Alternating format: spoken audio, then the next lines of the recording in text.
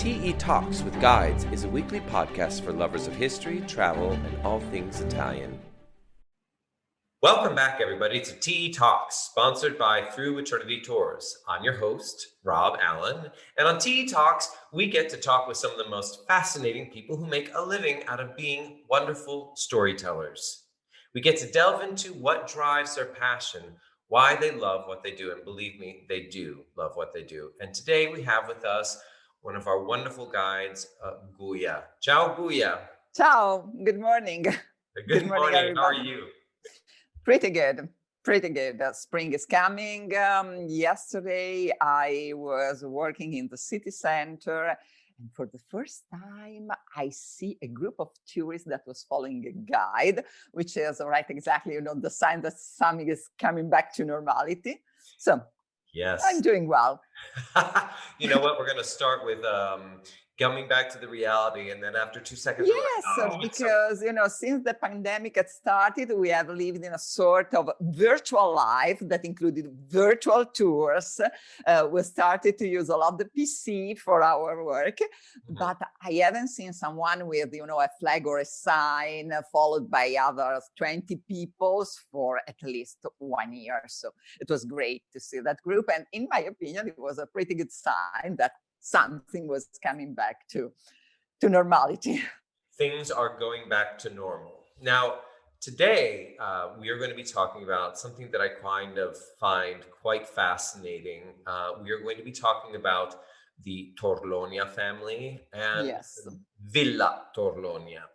But before we get into the nitty-gritty, I would first like to ask you to tell me a little bit about yourself and let the audience know how long you've also been working with Through Eternity Tours and what that experience has been like.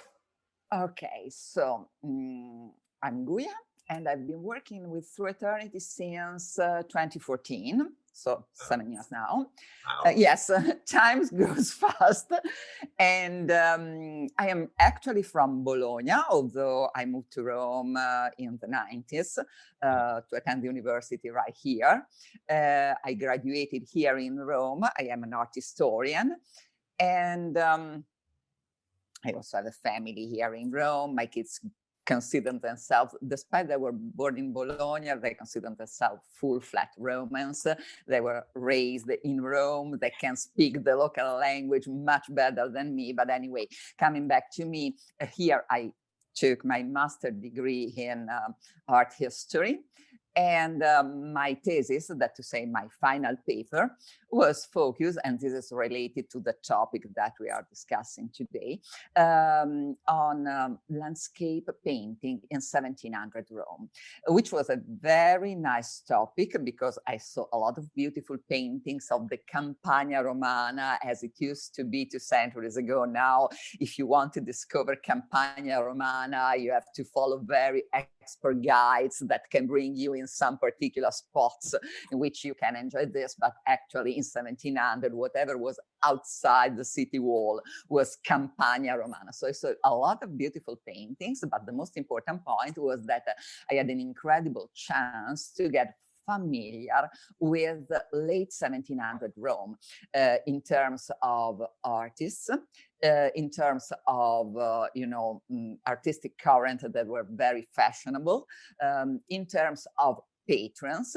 So this was right exactly the moment in which the Torlonia family arrived to Rome, because we have to remark that we are going to speak about a family that, to the highs of the Roman nobility, was a family of newcomers. So this is my background. And, getting familiar with this kind of environment in this particular period of the history of Rome made me easy to understand which was the path that the Torlonians followed and that brought them to become, within a couple of generations, the Torlonians.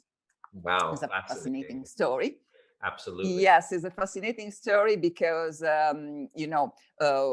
we tend to speak about the family of the Roman nobility, and saying Roman nobility, we mean families that have been in Rome at least since 1600 and at least have one pope in their families. Three, we are, uttering names from Colonna, Barberini, Doria Pamphili, Borghese. So all those people have been in Rome for a very long time, but the Torlonians were absolutely newcomers. They arrived in a city that was one of the major draw of the Grand Tour, and Thomas had made an incredible job in his virtual tour on the Grand Tour, which was basically a journey with educational purpose made by the wealthiest people from foreign states, mostly from United Kingdom. Of course, these people arrived here and stayed here for months, so they wanted to enjoy the city as much as possible, and of course, it's human. They wanted to bring back something home, something that could be a portrait of themselves with the Roman ruins in the background, something that would be, marble fragments that belong to Roman sculptures, just in order to realize a sort of show and tell once they were back home. And of course, the Roman artists were very focused on this point. In this period in Rome, we had artists such as Bartolomeo Cavaceppi or Vincenzo Pacetti. There were not only incredible sculptures, but they were also incredible art dealers. So Gavin Hamilton was another of these people that were able to a very good relationship with these very wealthy travelers in order to sell them pieces of Rome. Yes. We had incredible patrons in Rome in that period, some families of the Roman nobility that could still afford the expenses for the renewal of their beautiful villas or palaces in Rome. And just to name one, the Borghese family, the renewal of the Villa Borghese was one of the artistic feats in late 1700 Rome, something that was seen as a way to bring to light new kind of artistic current, and at the same time this renewal made them an example for the future generation, and the Torlonia took this example. And was, a city where we had artists that were no longer part of the beautiful Roman Baroque art, the art that you can see when you enter in St. Peter Church, Bernini, Borromini. These artists were over in that period. And, the artists basically tend to come back to a much sober style that was called neoclassical style. Among this the people that were the most renowned names of the style, we had Antonio Canova, we had Bertel Thorvaldsen, which was the only Protestant artist that was allowed to work in the Church of St. Peter. I saw it in your tour. Yes, Pius E07. Okay, wow. So he was so good in sculpting that, the church ignored the fact that he was on the enemy side. And we had painters like Anton Raphael Mengs. But of course, the most important person that organized the neoclassical current was a scholar from Germany. His name was Joachim Wilkeman. Joachim Wilkeman arrived in Rome in the second half of 1700, worked for the Cardinal Albani, which was one of the wealthiest collectors ever. And we arranged for him the famous Villa Albani. And we are going to speak of Villa Albani a little bit later. So this is more or less the situation in which, the first member of the Torlonia family arrives to Rome. And he was not yet a Torlonia, it was Martin Torlonia. He came from France, from the central part of France, one of the poorest regions of France. He probably arrived to Rome to be at the behest of one of the cardinals of high priest that share with him the same of land. We don't know right exactly, but we know that within few years, he was able to start a business on his own, a business in, he was a clothes merchant. So he opened a shop right in the city center that was the cross point of grand tourist and the bourgeois class that was raising in that period, in a moment in which the political stability of Rome was not so stable, because of course Rome was the capital of the papal state, but that was the moment in which the French Revolution was about to start, and some echoes of the French Revolution also arrived to Rome. So we had the period in which the power swing between the church and the French, the church and the French, and the Torlonians were very good in making the most of it, while we can see the same for the most part of the families of the Roman nobility. Some of them were in trouble. And the Torlonians were very good in keeping good relations with anyone, and they started to lend money, of course. Okay. So let me just to clear this up, because this is a lot of information that I really enjoy and want to know specifically. Yeah. Because what we are going to be talking about, and as you pointed out, is that we are talking about what is now or considered a noble family, but that there were noble families, and I have a great fascination of them. In fact, there's a lovely book called The Families of Rome. And as you said, kind of a prerequisite eventually is how they became powerful, is that a member of their family would eventually become a pope. Yes. Like the Barberini, the Borghese, the Pamphili. So you can find a pope in each of these families three, at least one. Exactly. Even Colonna, which is still a very powerful family, but theirs was a very important one, Martin V. But and they had a member who smacked the face of the Pope. There's all these lovely things that we can discuss.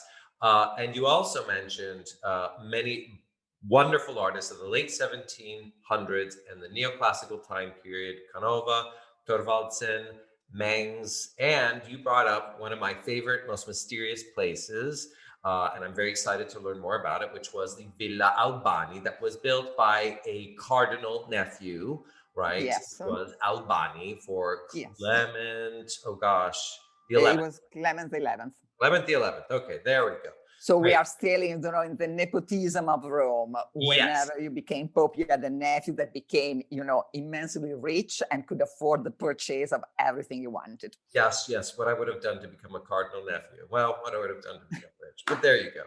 I think I would want to also ask, just because I want to promote you, you were very kind to mention Thomas in his virtual tour.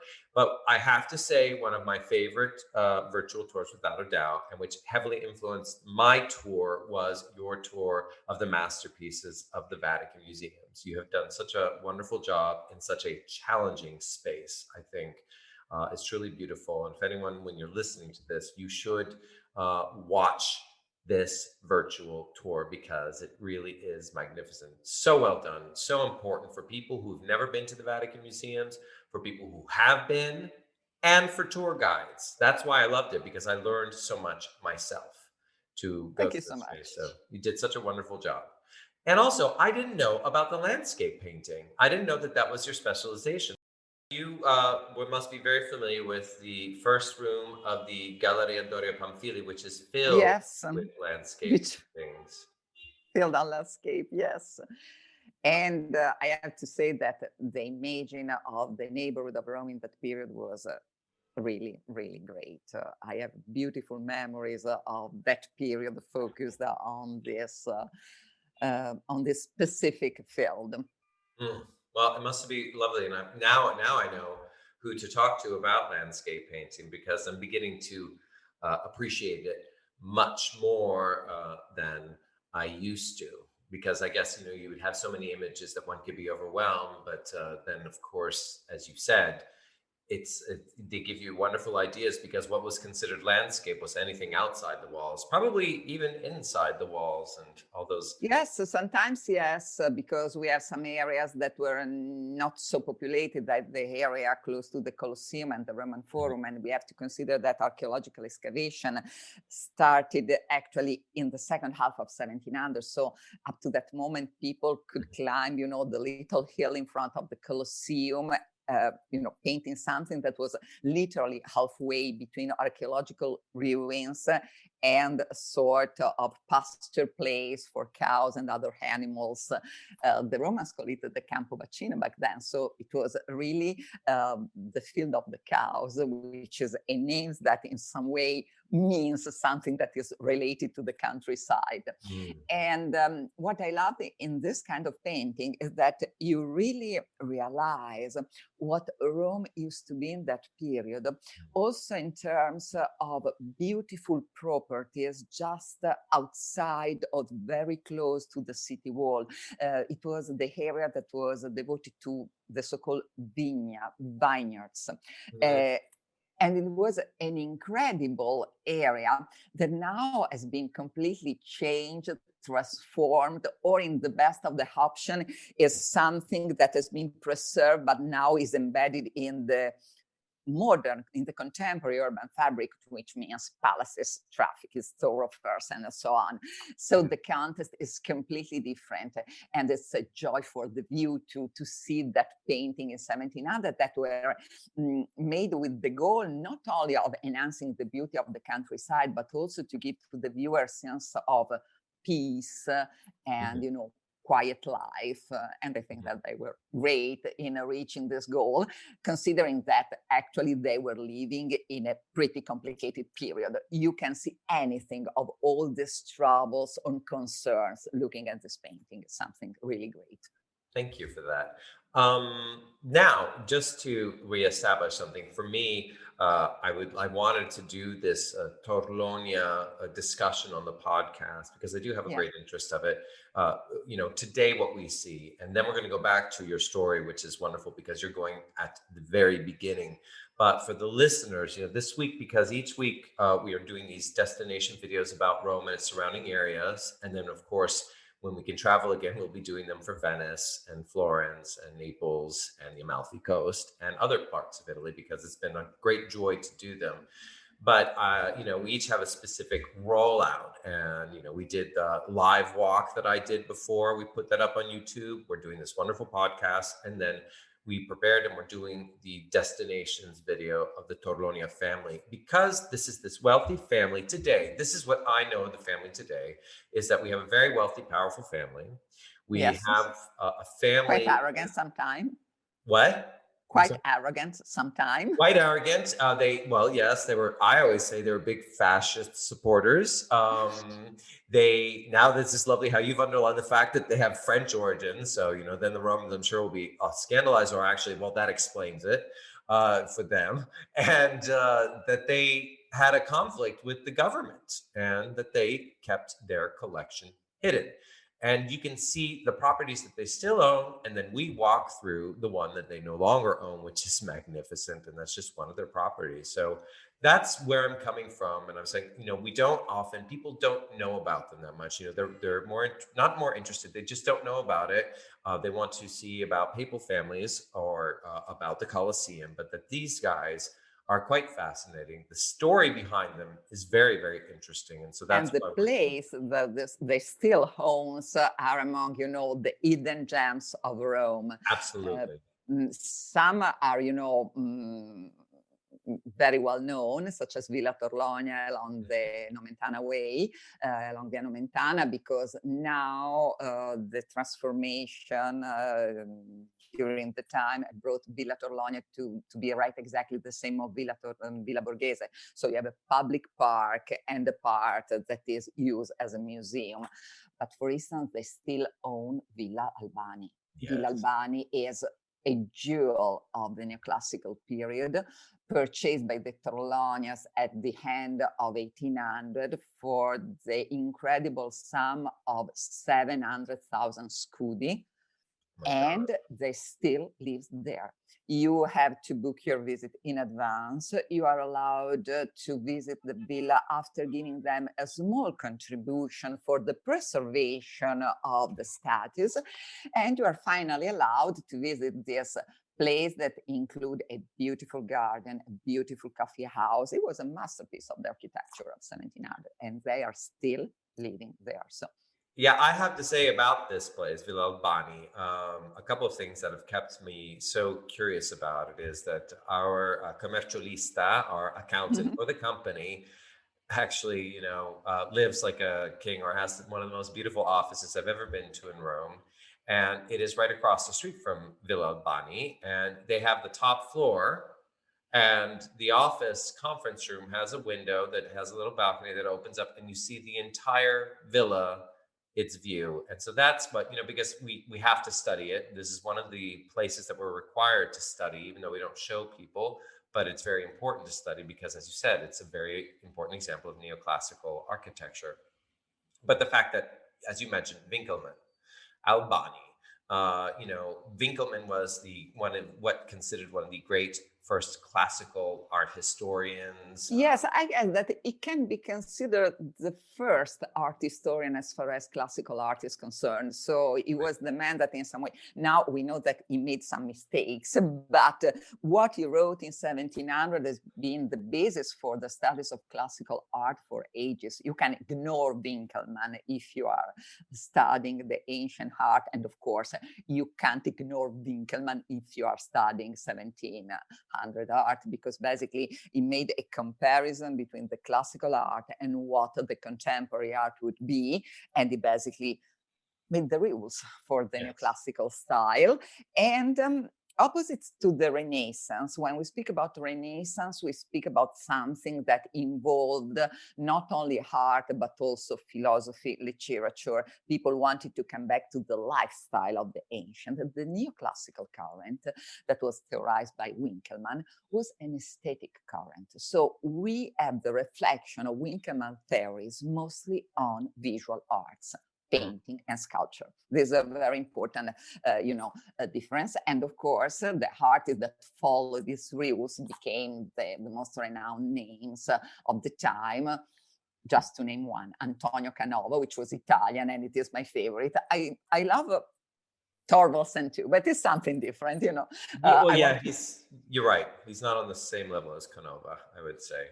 Canova made an incredible job, and he was very close to the Torlonia family because he was one of the artists that worked for the Torlonia family, and he acted basically like the Torlonias made. He was able to work for the Pope, for Napoleon, for the French. He went to London to see the marble from the Parthenon. He came back, and he was always able to keep a very good relation with everybody, working basically from everybody.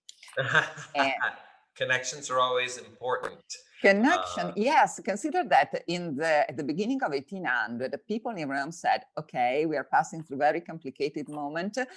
We don't know which is the people that is ruling us, whether it is the Pope or the French, but we know who has money in Rome, and they are the Torlonians. So this was more or less, the acknowledgement that they were able to establish business is business. This was their motto. It was not, of course, recorded on their family coat of arms, but this was the idea. Business is business. Above all. That famous saying, it's nothing personal, it's just business. That's what yes, what it sounds absolutely. Like, which to me means that you're getting screwed over somehow. But there you go. Can I ask you, so to get back to this, because so you were going into the origins. They were a family that was French, yes, that they came to Rome during the revolution to kind of get out of there, and they started a business with clothes. Yes. So how did they end up getting so much money and so much power? Because it was pretty common in that period that when your trade went very good, you started to lend money, of course, having in return a pretty high interest rate. And this was exactly what the Torlonia started to do in the back part of their shops. They used that part as a banco, which was a sort of pawn shop. And within a generation, they were able to open a bank. And the inauguration of the bank was the starting point of a social rise, because they start to be related with the most important Roman noble families that were in trouble. If those people were not able to come back to pay back their debt, they start to buy art collections, fiefdoms, new properties. And so they started to put together an incredible amount of money that was made even more incredible when the French arrived to Rome, because they exploited their French origin, getting the monopoly of the supplies for the French troops.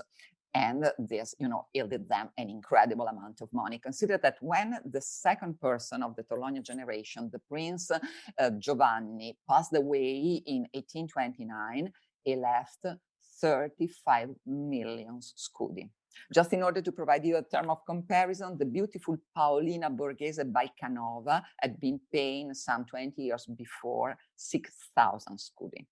He left 35 million scudi. Oh my gosh. So that's more than... So we are speaking about a tycoon. I guess that had we to compare someone to this modern guys, for the US people, probably the comparison with Trump wouldn't be inappropriate. And for the Italian guys, the comparison with Berlusconi. Oh, God. This is my idea of the Torlonias. I'm not very kind with them. I know that probably they wouldn't like this, but, studying the documents and the sources, this is the idea that yes, sprang up to my mind. You pointed out also delicately, because that's who you are. You said, oh, they came in with the new money, but the nouveau riche, we kind of say in America, so, people who are tacky, who don't have any taste, who have their overly ostentatious. But this was probably true for the first generation, because as a parvenu, this is the word that we use for this kind of people. We can really say that the second person, Giovanni, acted according to a sort of battle plan in order to realize his social climbing. So the first part of the Torlonia family story was devoted to put together an immoral amount of money. But once they had money, they started to cover all the steps to get the most important status symbols. I mean, what as a person that is considered a rich person, a person that is in the highest part of the Roman society, as in Rome? The palace in the city, the suburban villa, an art collection. They have several fiefdoms in the neighborhood of Rome. And of course, they are great patrons of art, and they have very good relation with the most important contemporary artists. These were more or less the steps that Giovanni Torlonia covered within 30 years. It started to having good relations with everybody. He was able to buy several fiefdoms in the neighborhood of Rome, including the area of Roma Vecchia. Roma Vecchia was sort of, fairy tale land for all the people that were involved in archaeological excavation, because it was right between the Appian and the Latin Way. So this area included very important Roman ruins, such as the Quintili Villa or the Circus of Maxentius. Can you imagine what digging there would mean? It started archaeological excavation that later were carried on by his two sons, Carlo and Alessandro. So these people basically were digging, and they were finding a lot of stuff. What do the rich have? A palace in the city, and Giovanni bought one of the most amazing Renaissance palaces in the city, not only for its architecture, but also for the position. The former Palazzo Cenci Bolognetti was right exactly in what today is Venice Square.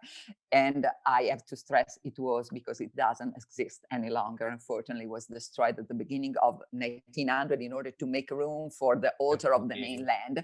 But when it was bought, it was one of the most amazing Renaissance palaces in Rome. And the position was strategic, because it was right exactly halfway between the Roman Forum, so the remains of the ancient Rome, and Via del Corso, which was, 1700 Rome, Fifth Avenue. Consider that in front of Palazzo Cenci Bolognetti, there was the palace of Napoleon's mother. They were right exactly in the center of the top part of the Roman society. So they built this incredible palace, and one of the things that was used for the decoration was the incredible Ercole and Lica by Canova. So Giovanni bought Ercole and Lica. He was not the man that commissioned Ercole and Lica by Canova. He saw the natural scale model in clay in Canova's workshop. He asked for the price, which was absolutely high. He paid this price, and finally he got the statue. Consider that few years before, the Prince Camillo Borghese had paid for the beautiful portrait of his wife Paolina, Napoleon's sister, carved by Canova, 6,000 scudi. Giovanni Torlonia paid for Ercole and Lica 18,000 100,000 scudi, so 3 times the figure that the prince. Yeah, I mean, it sounds like, also because of the comparisons you've made and the amount of money that they had, 35 million. I think we don't need to think of a scudo as 6,000 scudi as 6,000 euros or $6,000. It's probably like 60,000, I would say. Yes. And I haven't found a mean of comparison, but for instance, comparing the sources and the price that I paid, these were figures that let most of the Romans literally jaw dropped, because it was an incredible amount of money.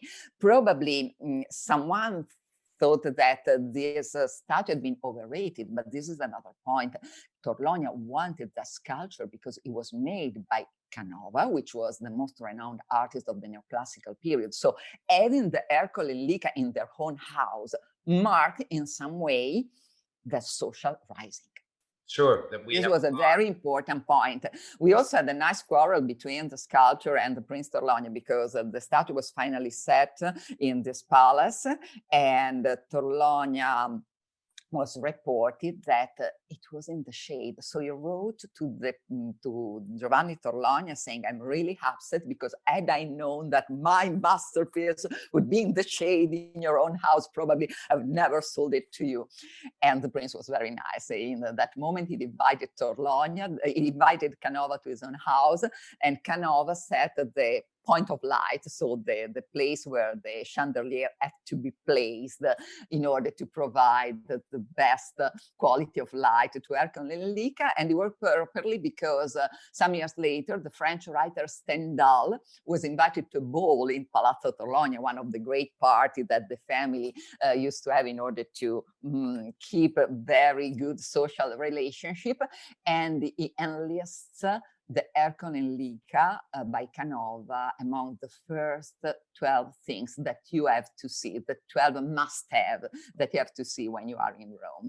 And I guess that I can absolutely take his point. This statue is a masterpiece. Currently, unfortunately, or fortunately for us, it's no longer in the property of the Torlonia family. Now it belongs to the Italian state. And if you want to see it, you have to visit the GNAM. GNAM is an acronym, and GNAM is the Italian pronunciation. It is the Modern Gallery of Art, which is right in front of one of the entrances of Villa Borghese. I guess that I was there with Gracelyn in one of my TA walks in the past. But anyway, this statue is there, and the fact that it's displayed in the Garden of Modern Art is very important, because it means that by the contemporaries, Canova is considered the starting point of the contemporary art and not the last part of the classical art. I think that is a prize for him.